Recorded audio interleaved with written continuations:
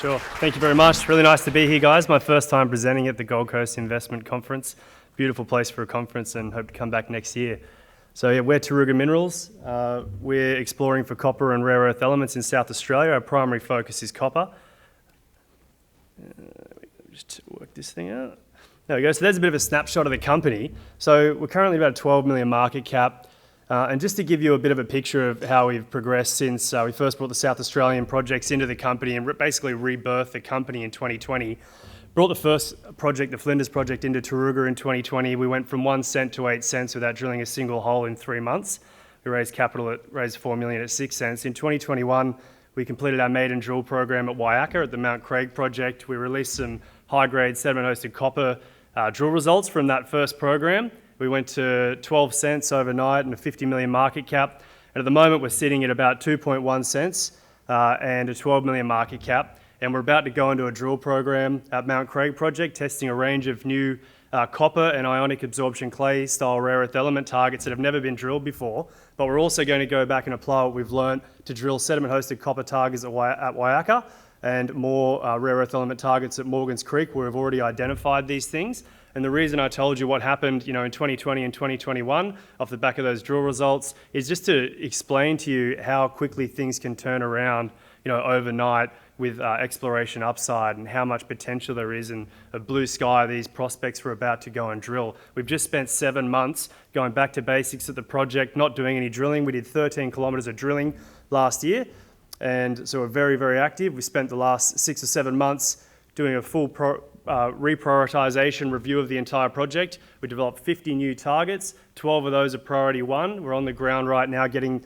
a handful of those drill ready, and we're pretty excited to start drilling next month. So it should be a pretty action-packed couple of months.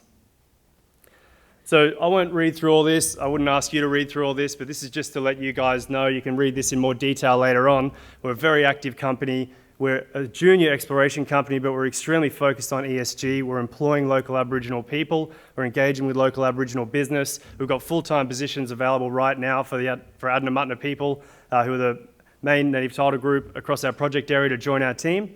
And we engage contractors and services, hire equipment from local Aboriginal business.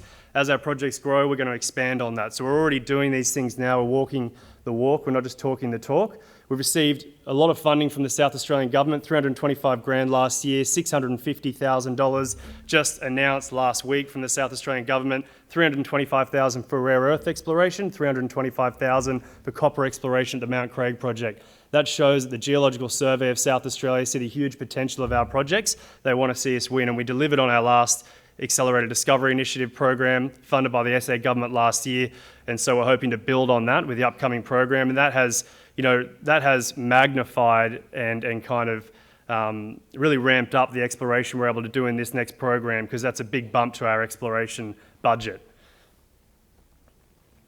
So these are our South Australian projects, which is our core focus.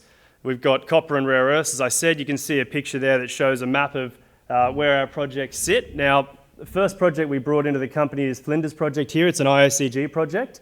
And if you draw a straight line here through Olympic Dam, Oak Dam, Western Carrapateena, you land at the Flinders project and Torrance project. The only difference with our IOCG project is you've got high-grade IOCG style mineralisation sitting at the surface, and we're excited to get back in there and drill some of those targets. It's the only project we know of in South Australia which has high-grade IOCG style mineralisation at the surface, and most of these other projects out here are under 300 to 500 metres of cover, so it gives us an exceptional advantage of being able to make high-grade near-surface discoveries here. This is our Mount Craig copper project, which is about 30 k's away.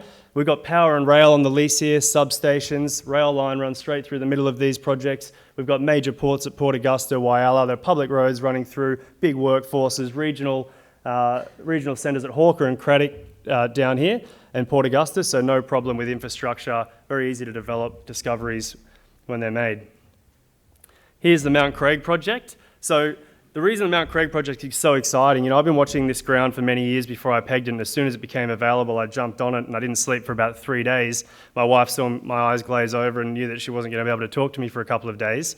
But I pegged this because it has the highest concentration of surface copper exposures in South Australia, and it has the exact same geology as the Central African Copper Belt, which produced the Kamoa-Kakula deposit, which is one of the world's best sediment-hosted copper deposits, 20 million tonnes of contained copper metal in that deposit, and also the Kipushi polymetallic deposit runs an average resource grade of 18% copper equivalent or 50% zinc equivalent. We've got the same style of rocks here. These rocks were in place in the exact same geological setting, intracontinental rift environment. We've got the diapiric breccias here. I won't go into what that is, but trust me, they're good. They're what Kamoa and Kipushi are both hosted in. This project has, I'm not sure how to go back there, but this project has potentially the largest, how do I go back? Red button? That's what I just hit. Yep. This project has potentially the largest diapiric breccia in the southern hemisphere exposed at the surface. It runs up the centre of that major structure, and it's about 150 square kilometres in scale, and there's a lot of copper exposed at the surface there. Most of the historical explorers came in and they just drilled under the old mines. We did that at Wayaka, and we hit high-grade copper, the highest grade hits that have ever been achieved there. But what we're doing now is applying much more sophisticated geophysics, and we're looking at these targets which are undercover here in the Western Plains area. This is where a lot of our new priority targets are. Never been identified before because they're under 2 to 20 metres of cover. No one's ever known they were there before, but we know they're there and we're about to go and drill those. So we're pretty excited to get in there. This is Morgan's Creek. It's down the south end of the Mount Craig project. We're exploring for copper here. We've hit rare earth elements. We've done some preliminary metallurgy on those rare earth elements. They're the clay-hosted style, and we found they've got a very high component of readily soluble rare earth elements. So that indicates a very simple metallurgical flow sheet, very cheap processing, and that's really what makes or breaks a rare earth element project. Now, the fact that we haven't actually intentionally looked for rare earth elements here is significant, because if you look at the drilling, we've only done sporadic reconnaissance style drilling looking for copper. We've never done any targeted rare earth element drilling there at all. So as we start, and the rare earths don't start and stop here, they're open in all directions. So we've got 100 square kilometres of plain, of shallow cover on the western side of the project, and all of these rare earth element rich breccias which are exposed here are shedding off sediments into those plains. And we know the rocks that are under those plains are high in rare earths as well. So we see huge potential, not just for Morgan's Creek for targeted rare earth element drilling here, but for those large plains and depositional basins to host significant rare earth element deposits. And we'll be testing those in the upcoming drill program starting next month as well. This is Wayaka. This is the first sediment-hosted copper prospect that we drilled up at the north end of the Mount Craig project. A maiden drill program, we hit high-grade sediment-hosted copper. This is we did this under the last Accelerated Discovery Initiative with government funding, and we've learnt a lot at this prospect over the last 6 or 7 months. We've just completed super high resolution ground magnetics with a new ground magnetic unit we bought, and we've done 25 metre spacing east-west, 25 north-south, producing an extremely high resolution magnetic data set to highlight these structures which we're quite confident are controlling mineralisation. We know the ore there now is extremely dense. We've done petrophysics on it. It's unbelievably dense, and it's also subtly magnetic.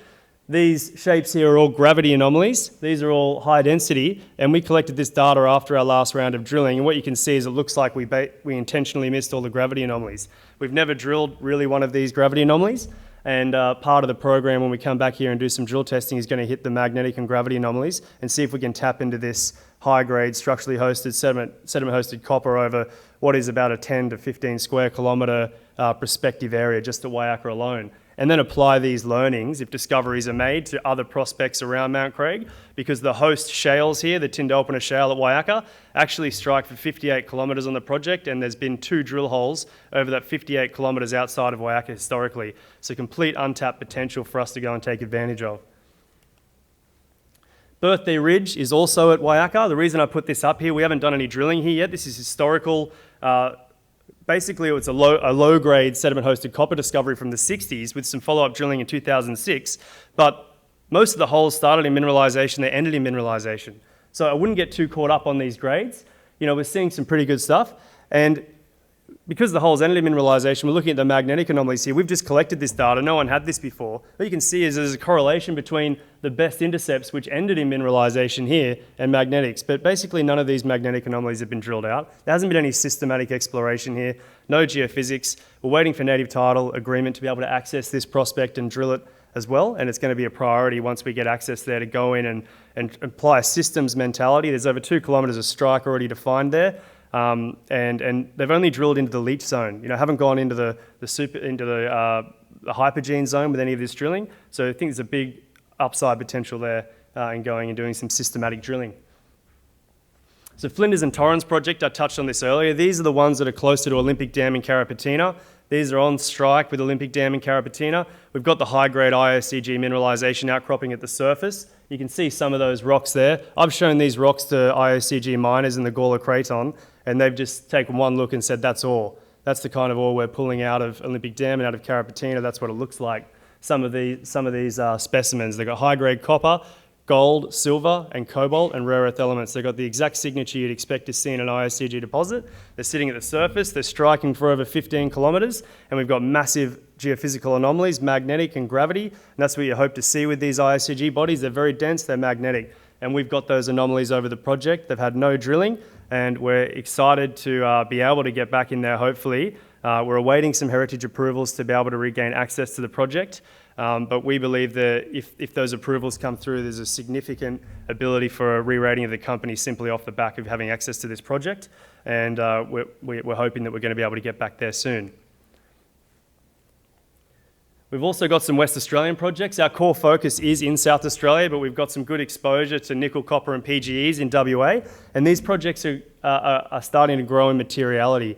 We've got a joint venture with Peak Minerals who are developing this. Green Rocks is their name for it, JV. Target B is the Taruga, on the Taruga ground there. They've just done some early air core drilling. They've identified what they hope to identify, ultramafic intrusions, and they've done some EM, and they've got a conductor down here, which has never been drilled, and at the moment they're putting an RC diamond tail hole straight into this. So they've got strong nickel anomalism up the top there, and we're hoping to see those results come in very soon. This is some of our other West Australian projects. We've got 3 exploration licence applications here. One of them adjoins the Chalice and Venture Minerals JV, where Chalice are currently drilling out the Julimar lookalike. We're kind of sitting and observing and seeing what happens with that drill program. We've identified mafic intrusions there. Some of them have chalcopyrite in them just at surface, so they certainly appear to be fertile. And we're progressing this eastern permit, the Kingston permit, through application to approved at the moment. So it'll be quite exciting to see what comes out of that Chalice drilling of those EM anomalies. So just in summary, the take-home messages are, we're a discovery-focused company. We're a young, dynamic, ambitious team. We did a lot of drilling last year. We're quite aggressive when we start drilling. We're about to start drilling next month. We peg large systems, so we peg the entire system. If we make discoveries, we own everything. No one can come in and nibble at bits around the outside. We don't have to compete with people, or 50 people own a little piece of a strike of a major system. We own the whole systems. We've got very large land holding, over 3,000 square kilometres. We've got board members who founded Adriatic Metals, which is now a $400 million company, and they just drill and blasted their first cut of the high-grade polymetallic deposit last month. So we know how to take projects from 0 to 100. And we believe we've got the right ground. We've got government support, government funding. We've got a strong ESG focus. We're employing Aboriginal people. We're doing all the right stuff. We've got a fistful of brand new targets, big blue sky starting next month, and we're going to start drill testing. And we hope to see you guys join us along for the ride. If you want to hear more, hit me up on LinkedIn or Twitter. You can DM me or message me, and I'll chat with you, or come and see us at the booth. We're up the back there. Taruga Minerals, thanks for listening.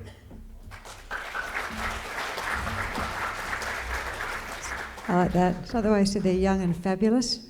I almost kicked him off the stage at that one. Do you know